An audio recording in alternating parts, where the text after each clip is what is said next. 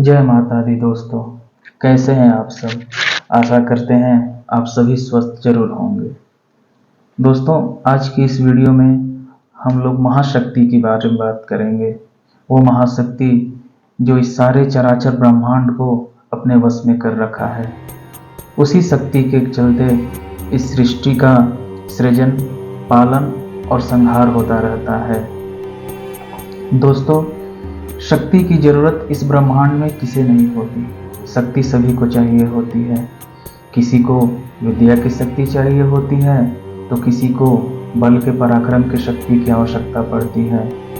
कितने ही लोग धन के रूप में अपने शक्ति का प्रदर्शन करते हैं और कितने लोग किसी कार्य क्षेत्र में निपुण होकर अपनी शक्ति का प्रदर्शन करते हैं। शक्तिहीन मनुष्यों का कहीं भी आदर नहीं होता दोस्तों। इसलिए या यूं ये कह सकते हैं हम लोग कि संपूर्ण जगत शक्ति की ही लीला है। शक्ति से रहित हो जाना शून्यता है। बिना शक्ति के तो देवता तक श्रीहीन हो जाते हैं। यहाँ तक कि त्रिदेवों को भी शक्ति की प्राप्ति उसी महाशक्ति से होती है जिस महाशक्ति ने इस सारे ब्रह्मांड को अपने वश में कर रखा है। ध्रुव तथा प्रहलाद भक्ति शक्ति के कारण ही पूजित हैं। गोपिकाएं प्रेम शक्ति के कारण ही जगत में पूजनीय हुई।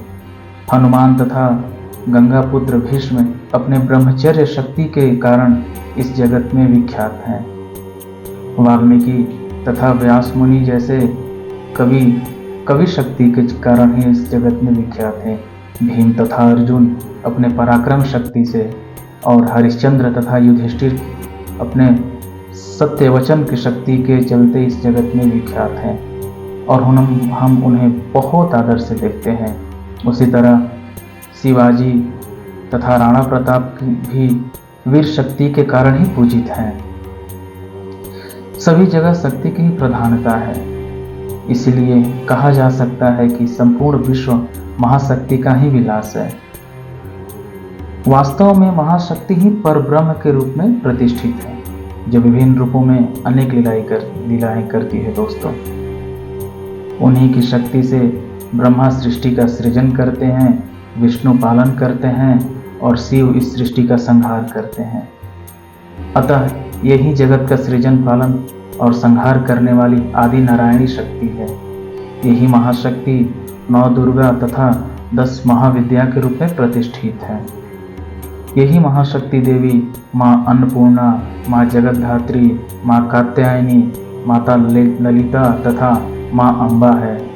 गायत्री, भुवनेश्वरी, माँ काली, तारा, माँ बगलामुखी, षोडशी माता, त्रिपुरा, धूमावती माता, मातंगी, कमला, पद्मावती, दुर्गा आदि देवियाँ भी इन्हीं भगवती के रूप ही हैं। संसार के सभी प्राणियों के लिए मातृभाव की महती महिमा है। मानव अपनी सबसे अधिक श्रद्धा स्वाभाविक रूप से माता के ही चरणों में अर्पित करता है, क्योंकि माता ही की गोद में ही सर्वप्रथम उसे इस लोक के दर्शन होते हैं। या यूं कहें, माता ही सारे बच्चों का आदि गुरु होती हैं। उसकी कृपा से ही बालक को लौकिक तथा पारलौकिक कल्याण का आधार मिलता है। इसलिए मातृ देवो भव, पितृ देवो भव, आचार्य देवो भव, इन श्रुति वाक्यों में सबसे पहले माता का ही स्थान है। कुछ श्रोता मेरे इस वाक्य से सहमत नहीं होंगे कि देवों के देव महादेव और जगत के पालनकर्ता श्रीहरि विष्णु को भी किसी से शक्ति प्राप्त करने की आवश्यकता पड़ती है। दोस्तों, आप लोग जब मेरी आगे की कथा सुनेंगे तो आप लोग को उसका प्रश्न का भी उत्तर मिल जाएगा। ये कथा श्रीमद् देवी भागवत महापुराण की है। हम श्रीमद् देवी भागवत महापुराण की कथा का श्रवण करेंगे।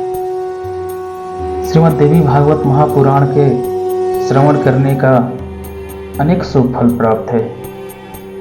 इस महापुराण की महिमा का गुणगान करते हुए महर्षि वेदव्यास जी कहते हैं कि श्रीमद् देवी भागवत नामक पुराण सभी पुराणों में अति श्रेष्ठ है, जिसमें तीनों लोकों की जननी साक्षात सनातनी भगवती की महिमा गाई गई है।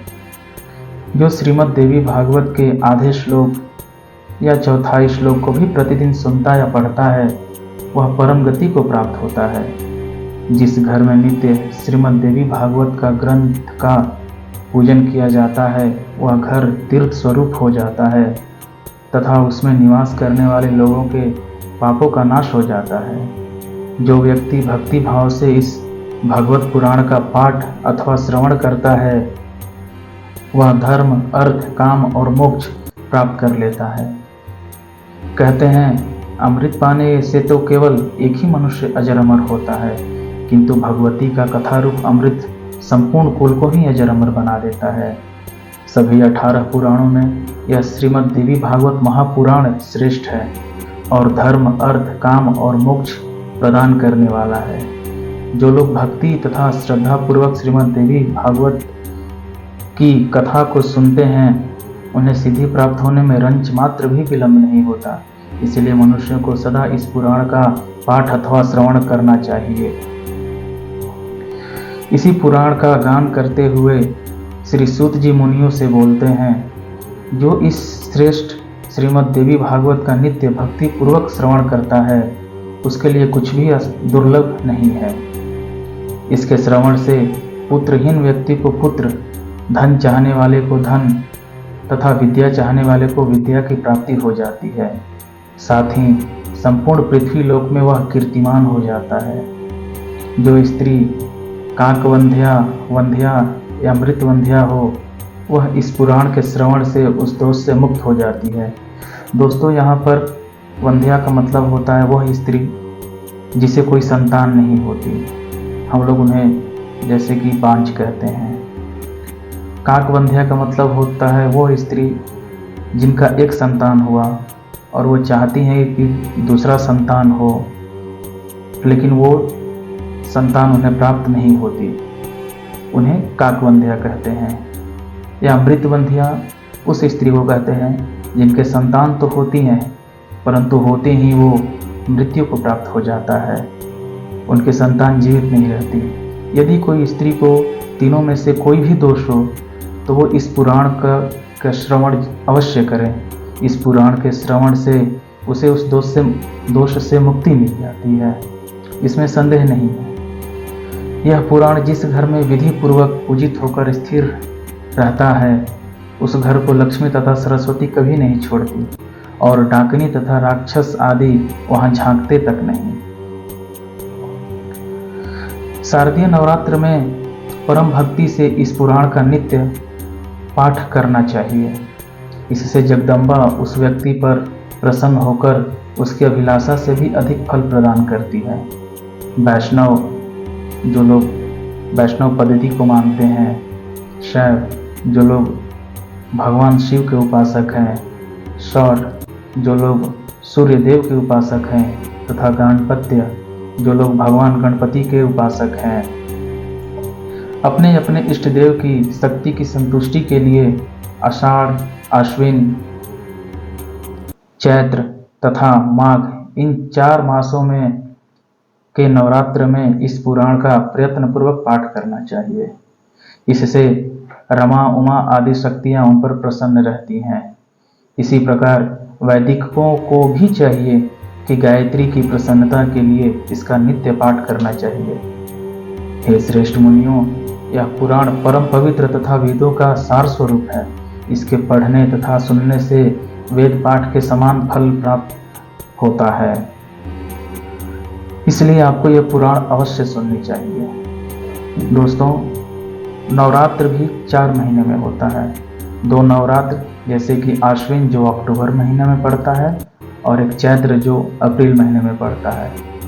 इसके अतिरिक्त 2 और नवरात्र है जिसे हम लोग गुप्त नवरात्रि कहते हैं। वो गुप्त नवरात्रि आषाढ़ महीने में जो लगभग जून जुलाई या अगस्त इसके बीच में पड़ता है, और एक माघ मास में गुप्त नवरात्रि होती है जो मोस्टली फरवरी महीने में पड़ती है। तो ये 4 नवरात्रि होती है। इन चारों नवरात्रि में 9 दिन तक सुनने से जो फल मिलता है वो आपके सोचने समझने से भी अधिक फल मिलता है। मतलब आप जिसकी आशा नहीं करते उतना फल आपको मिल जाता है।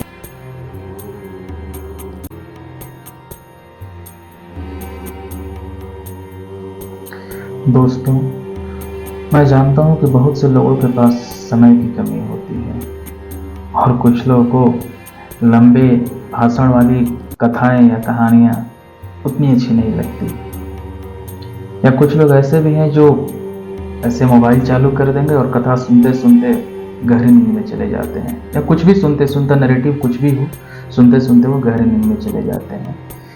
परंतु एक बात बता दूं दोस्तों कि कोई भी पुराण हो, जैसे श्रीमद् देवी भागवत पुराण, श्रीमद् भागवत पुराण, श्री शिव पुराण, विष्णु पुराण, कोई भी पुराण हो या कोई भी धार्मिक ग्रंथ हो, कथा सुनते सुनते बीच में सो जाना ये शुभ फल नहीं देता, इससे आपको दोष तक लगता है। तो मैं ये प्रयत्न करूंगा कि मैं इस कथा को आप लोगों के बीच में छोटे छोटे पार्ट में लाया करूं, ताकि आप लोग को जब भी समय मिले आप उसे सुने।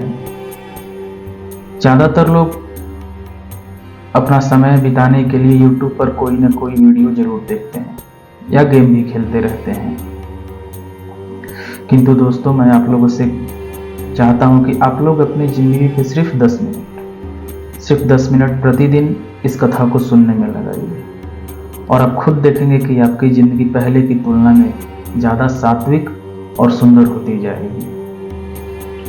अगर आपको मेरा यह वीडियो अच्छा लगे और आगे श्रीमद् देवी भागवत महापुराण की कथा का श्रवण करके लाभ उठाना चाहते हैं तो कृपया करके मेरे इस चैनल को सब्सक्राइब जरूर करें और कमेंट में जय माता दी जरूर लिखें। जय माता दी दोस्तों।